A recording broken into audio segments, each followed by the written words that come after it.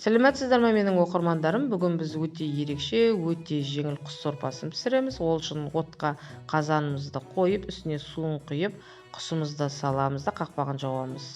Енді біз қамырымызға кірісеміз. 300 грамм ұнымызға бір жұмыртқамызды салып, суға тұзымызды салып, қамыр илейміз.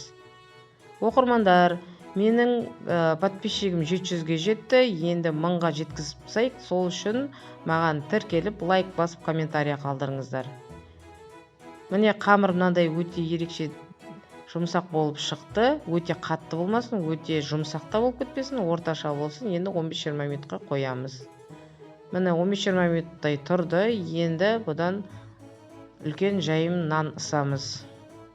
Нанымызды екіге бөліп аламыз қамырымызды. Оқырмандарым, менде 99%-ыңыз тіркелмей қарайды екенсіздер. Сондықтан міндетті түрде менің каналыма тіркеліп кетіңіздер. Осылай екіге бөліп алыңыздар, оңай ысу үшін. Енді үлкен жайым ысамыз. Өте жұқа қылып жібермеңіздер, өте қалыңда қылып жібермеңіздер. Орташа қылып ысасыздар. Енді бұны ұзын-ұзын қылып кесеміз. Осы видеодағыдай ұзын қылып кесіп аласыздар.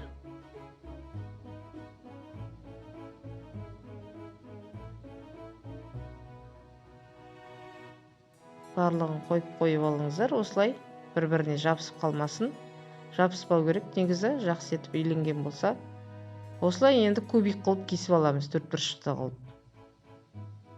Барлығын осылай кесіп аламыз. Енді екі шетін осылай жабыстырамыз.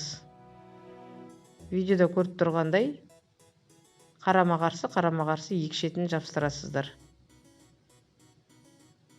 Міне біздің барлығы дайын, жабыстырып шықтық.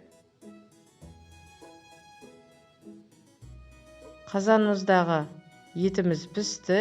Енді оны алып ыдысқа салып аламыз.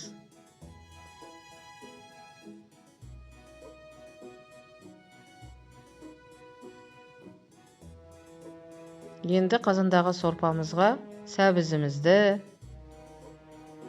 картобымызды салып аламыз. Жаңағы жасаған клёцкиімізді де салып аламыз.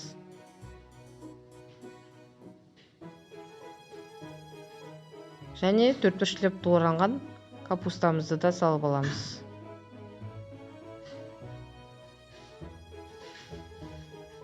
Енді қамырымыздың піскенін күтеміз. Қамыры піскенше енді етімізді осылай сүйектерінен ажыратып аламыз.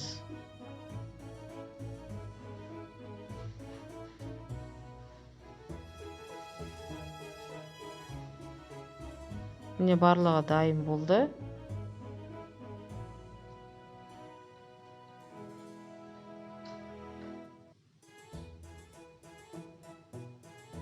Енді осы етімізді қазанымызға саламыз. Міне қамырымыз көтерілді. Осының үстіне салып тағы бір қайнатып аламыз. Осымен сорпамыз міне дайын. Енді сорпамызды сорпа шетін ыдысымызға құйып, отбасымызға береміз. Өте ерекше, өте жеңіл, нәзік, тұп-тұнық сорпамыз дайын болды. Соңына шейін көргендеріңізге рахмет. Лайк басып, комментарий жазып кетіңіздер.